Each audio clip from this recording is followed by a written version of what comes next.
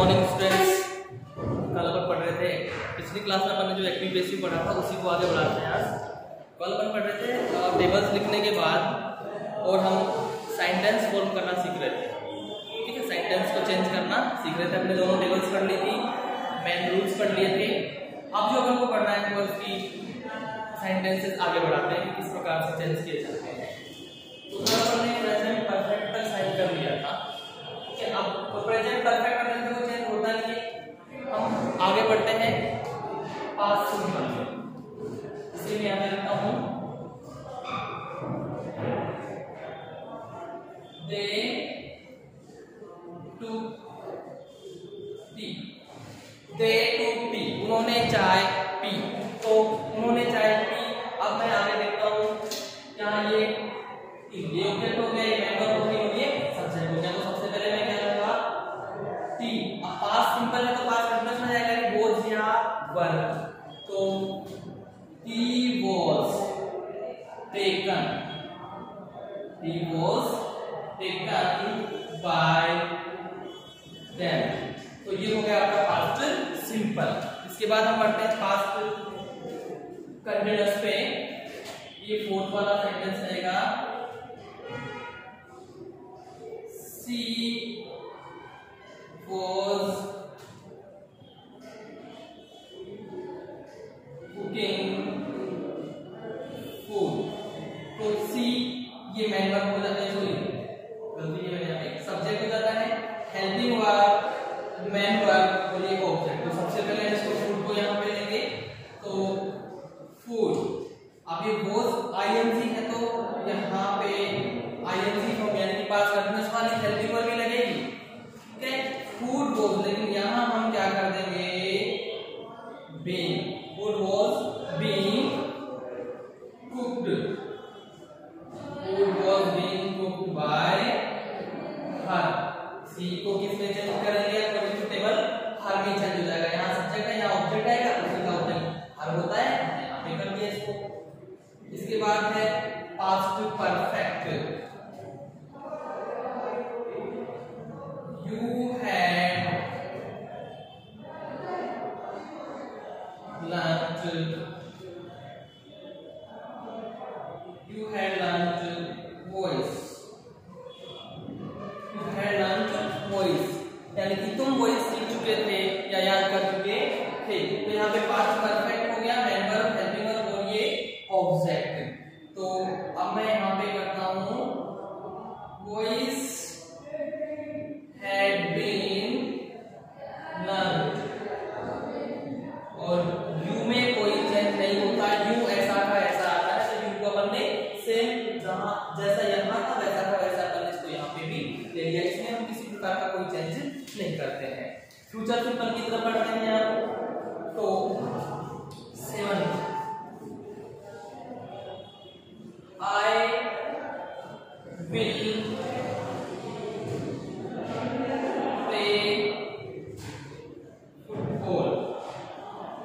will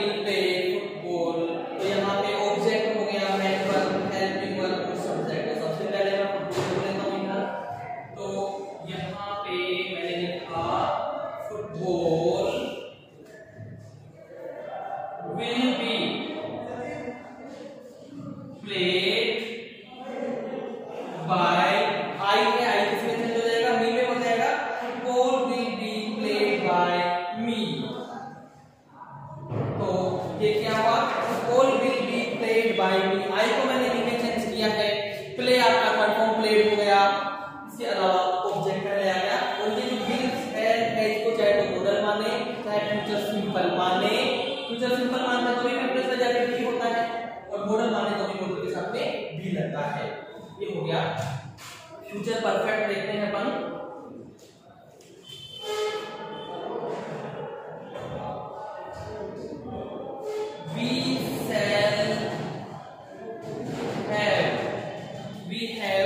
We shall have taken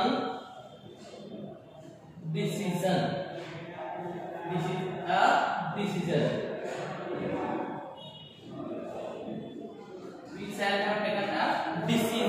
हम एक निर्णय ले चुके होंगे।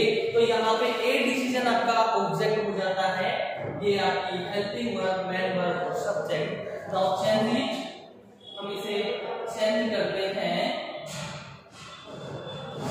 ए डिसीजन और decision.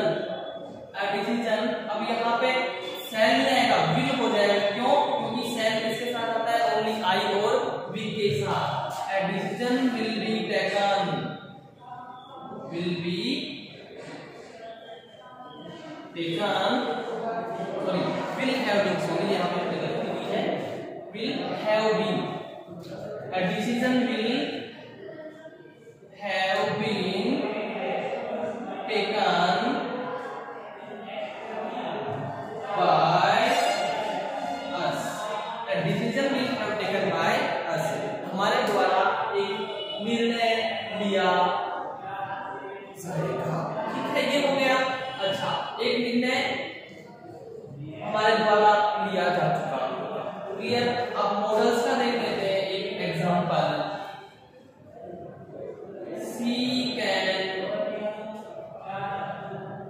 Lift this box, she can lift this box. तो यहाँ पे दिस बॉक्स आपका ऑब्जेक्ट होता है, इसे आप दिस बॉक्स ऐसा का ऐसा लिया जाएगा, इसमें किसी प्रकार का कोई चेंज नहीं करेंगे। अब ये कैन है, ऐसा का ऐसा, बस जोड़ना क्या आपको, this box can be lifted bye her, can be lifted bye her, this box can be lifted bye हर। यहाँ पे क्या सी कैन लिफ्ट दिस बॉक्स, वह इस बॉक्स को उठा सकती है। तो यहाँ पे क्या है, यह बॉक्स उसके द्वारा उठाया जा सकता है। तो ये आपका पूरी टेबल के अनुसार सारे सेंटेंसेस मैंने लिखवा दिए हैं। इसके बाद आगे बढ़ते हैं और अपन पढ़ते हैं इसमें जो सिंपल सेंटेंस होता है, इसे अपन असर्टिव सेंटेंस बोलते हैं।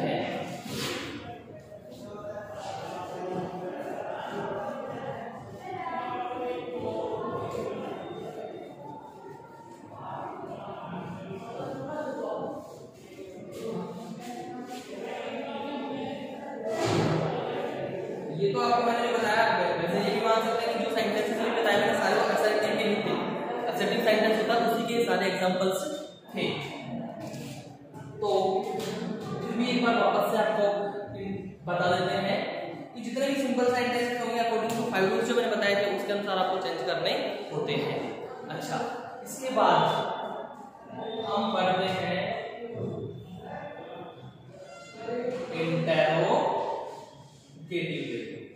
Interrogative sentences.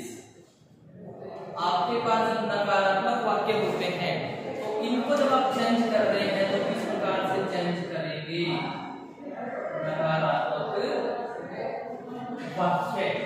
तो नेगेटिव सेंटेंसेस को आप किस प्रकार से चेंज करते हैं? सबसे पहली चीज तो नेगेटिव सेंटेंसेस स्टार्ट किससे होते हैं? ठीक है, begins with, यानी प्रारंभ होते हैं किस किस से?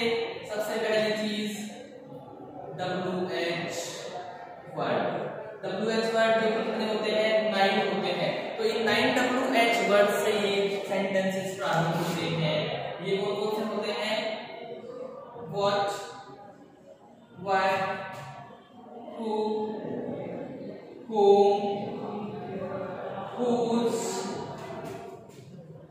where, which, how, what, why, who, whom, whose, which, where, how and when। तो इस प्रकार से आपके 9 WH वर्ड्स होते हैं। तो एक बार WH वर्ड से प्रारंभ होता है। दूसरा ये आपका हेल्पिंग वर्ब से भी प्रारंभ होता है और हेल्पिंग वर्ब आपकी होती है 24 कौन सी होती है भाई? जो आप 13 आपके मॉडल्स होते हैं, उसके अलावा जो 11 है वो आपकी टेंस वाली होती है। जैसे कि देखिए आप यहाँ पे डू, डज के बाद में इज, एम, आर, इसके बाद में हैज और हैव। ये प्रेजेंट की हो गई सारी। पास में चले जाते हैं हम, डिड, उसके बाद में वॉज या वर, और उसके बाद में हैड। ठीक है, ये हो गई आपकी 11 हो गई। अब विल सेल आप पहले से फ्यूचर का देते हैं। फ्यूचर का विल सेल मॉडल्स में काउंट होता है, तो देखिए 1 2 3 4 5 6 7 8 9 10 11 हो गई आपकी कंप्लीट। अच्छा, अब जो मॉडल्स हैं आपके can, may, will, shall, must, would, might, would, should, ought to, need to, used to and dare to। ये आपके 24 हेल्पिंग वर्ब होते हैं और ये 9 आपके WH वर्ड्स होते हैं। इनसे आपका ये इंटरोगेटिव सेंटेंस प्रारंभ होता है। अच्छा ठीक है, अब आप इसे चेंज करेंगे तो किस प्रकार से चेंज किया जाएगा? चेंज करने के लिए जो रूल्स होते हैं, चेंज करने के लिए जो रूल्स होते हैं, ठीक है, तो सबसे जो WH वर्ड और हेल्पिंग वर्ब होती है उसका प्लेस सेम रहेगा। देखिए सबसे पहले आप लिखेंगे WH वर्ड तथा हेल्पिंग वर्ब का प्लेस अनचेंज्ड, यानी कि अपरिवर्तित रहेगा,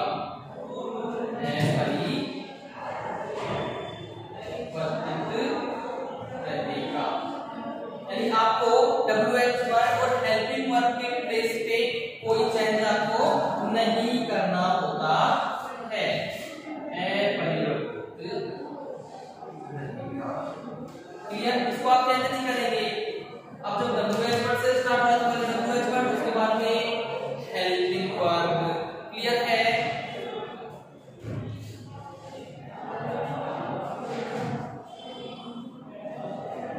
अब WH वर्ड की बात करूं मैं तो यहाँ पहले WH वर्ड वाले की बात करूं, दूसरे नंबर पे आएगा, यहाँ पे आ जाएगी आपकी हेल्पिंग वर्ब। यहाँ पे आपका आ जाएगा आपकी थर्ड फॉर्म, यहाँ पे आपका आएगा बाय, और लास्ट में आपका जो आता है वो आता है सब्जेक्ट। मोस्टली ध्यान दीजिए नहीं, और अगर ऑब्जेक्ट होता है तो वो हेल्पिंग वर्ब के बाद आ जाता है। क्लियर? और अगर हेल्पिंग वर्ब से स्टार्ट होता है तो फिर क्या करें? मैंने यहाँ पे स्पेस को छोड़ा है, स्पेस इसलिए छोड़ा है, आईएनजी वालों में बीइंग लगता है, परफेक्ट वालों में बीइंग लगता है, और मॉडल्स में भी लगता है, तो वो भी आपको देखना पड़ेगा। ठीक है, वो हेल्पिंग वर्ब और इसके बीच में भी लगते हैं तो यहाँ पे वो लगेंगे। ठीक है, अगर WH वर्ड से स्टार्ट हो रहा है तो अब अगर आपका हेल्पिंग वर्ब से शुरू होता है, हेल्पिंग वर्ब से अगर शुरू हो रहा है तो आप क्या कीजिएगा? देखिए सर्वप्रथम आपकी हेल्पिंग वर्ब आ जाएगी, हेल्पिंग वर्ब का यूज, उसके बाद में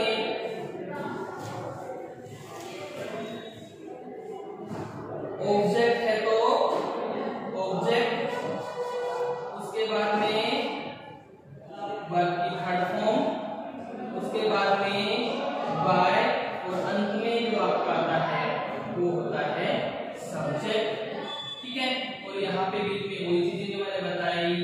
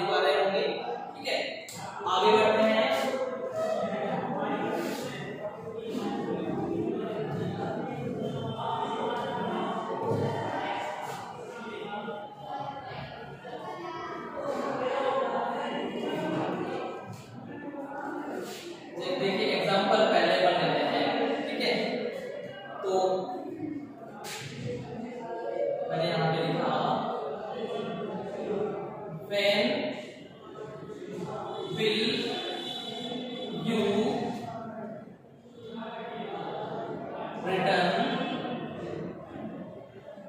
my book, when will you return my book. ये WH वर्ड हो गया, ये हेल्पिंग वर्ब हो गई, ये सब्जेक्ट हो गया, ये मैन वर्ब और ये ऑब्जेक्ट। तो सबसे पहले मैं क्या करता हूँ, WH वर्ड को ऐसा का ऐसा, WH वर्ड के प्लेस में मैं कोई चेंज नहीं करूंगा, इसको मैं ऐसा का ऐसा रखूंगा, व्हेन, ठीक है। अब ये विल ऐसा कैसा, व्हेन विल, ध्यान दीजिए WH वर्ड आ गया, हेल्पिंग वर्ब आ गया, उसके बाद में ऑब्जेक्ट अगर है तो, ऑब्जेक्ट अगर है तो, सॉरी यहाँ पे ऑब्जेक्ट है आपके पास माय बुक, तो व्हेन विल माय बुक। अब ध्यान दीजिए ये विल क्या है, मॉडल, तो यहाँ पे लगेगा be, when will my book. देखिए ऑब्जेक्ट हो गया, हेल्पिंग वर्ब, ऑब्जेक्ट, उसके बाद बीइंग या बी, तो बी लग गया आपका, और उसके बाद working third form be returned by you. फिर से देख लीजिएगा, WH वर्ड है तो उसके प्लेस में कोई चेंज नहीं करना। चलो अपन ने ऐसा कैसा देखिए, विल हेल्पिंग वर्ब है, ये कैसे आ जाएगी, उसके बाद ऑब्जेक्ट आना था, ऑब्जेक्ट आपका माय बुक आ गया, ठीक। बीइंग या बी, तो यहाँ पे मॉडल है इसलिए बी लगेगा, इन दोनों में से कुछ बी लगेगा। उसके बाद आपकी थर्ड फॉर्म रिटर्न का रिटर्न हो गया, देन बाय आपका सब्जेक्ट यू में कोई चेंज अपन करते ही नहीं है, ठीक है।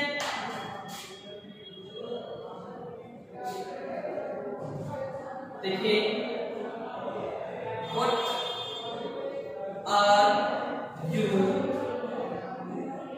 Eating, what are you eating. अब यहाँ पे व्हाट आर यू ईटिंग, जरा देखिए यहाँ पे ऑब्जेक्ट नहीं है, ऑब्जेक्ट नहीं है तो कोई बात नहीं, बिना ऑब्जेक्ट के हम ऑब्जेक्ट को यहाँ से हटा के इस प्रकार से चेंज कर सकते हैं। देखिए इधर व्हाट, अब यहाँ पे ईटिंग ING वाला है, ठीक है, और आर है तो इस एमआर में ही रहेगा, ठीक है।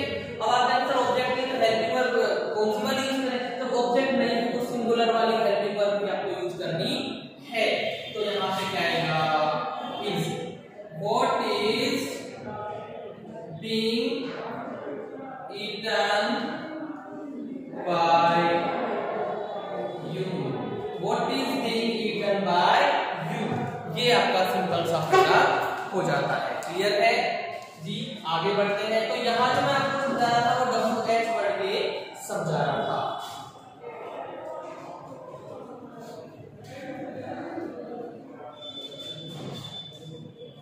और देखिए third example,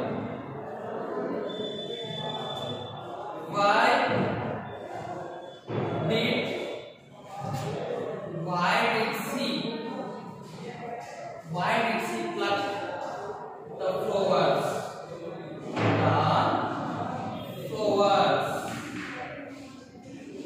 why did she pluck the flowers, उसने फूल क्यों तोड़े, उसने फूल क्यों तोड़े। तो सर मैन वर्ब हो गई, सब्जेक्ट और ये ऑब्जेक्ट चेंज करेंगे, the flowers,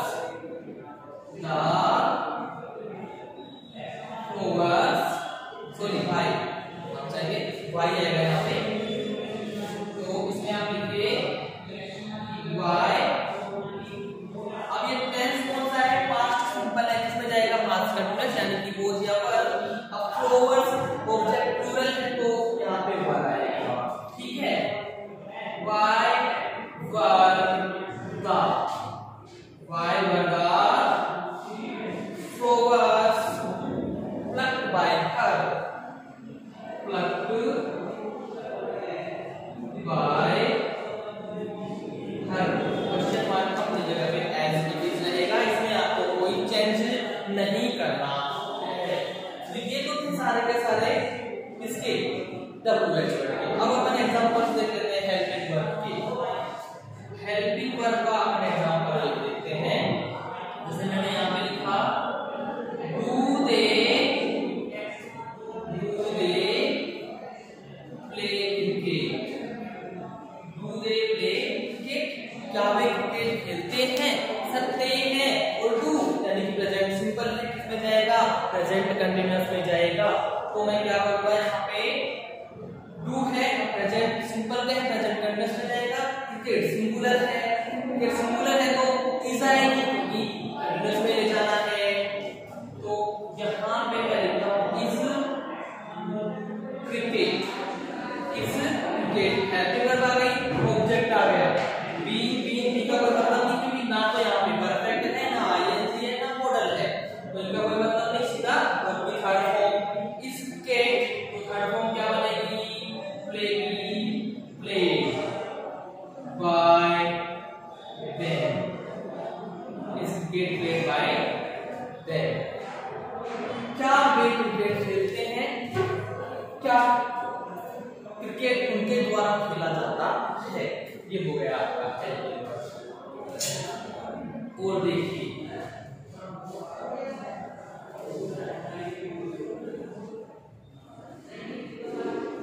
are you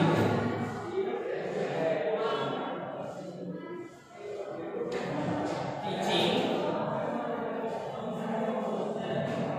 English, are you teaching English, क्या तुम अंग्रेजी पढ़ा रहे हो।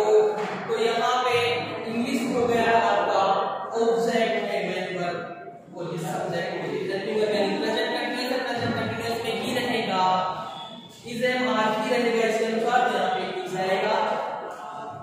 लिख देते हैं अपन is English being taught, English being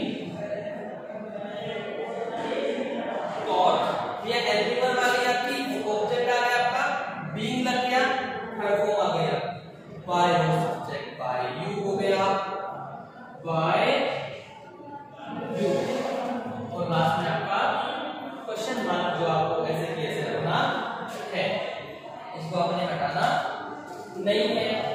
और देख लेते हैं तो क्या हेल्पिंग वर्ब के लिए, हेल्पिंग वर्ब के और देख लेते हैं, जैसे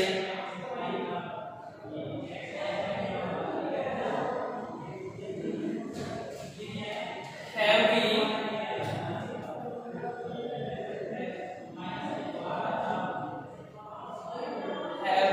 finished our work, have we finished our work, क्या हम हमारा कार्य पूर्ण कर चुके हैं, समाप्त कर चुके हैं। तो ये कौन सा है, प्रेजेंट परफेक्ट है, किस में जाएगा, प्रेजेंट परफेक्ट कंटीन्यूअस में जाएगा। लेकिन आवर वर्क हमारा कार्य, तो कार्य तो क्या है सिंगुलर है ना, तो हैज लग जाएगा, आवर सॉरी हैज से कभी इंटरप्रेट है ना, तो हैज आवर वर्क है, हेल्पिंग वर्ब आ गई, ऑब्जेक्ट आ गया, अब बीन आएगा क्योंकि परफेक्ट है, हैज आवर वर्क बीन, उसके बाद में वर्ब की third form finished by us, has our work been finished by us. इस प्रकार से आपका ये हेल्पिंग वर्ब का हो जाता है। एक मॉडल का देख लेते हैं,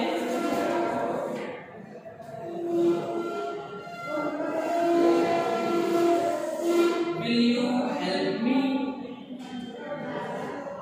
will you help me, या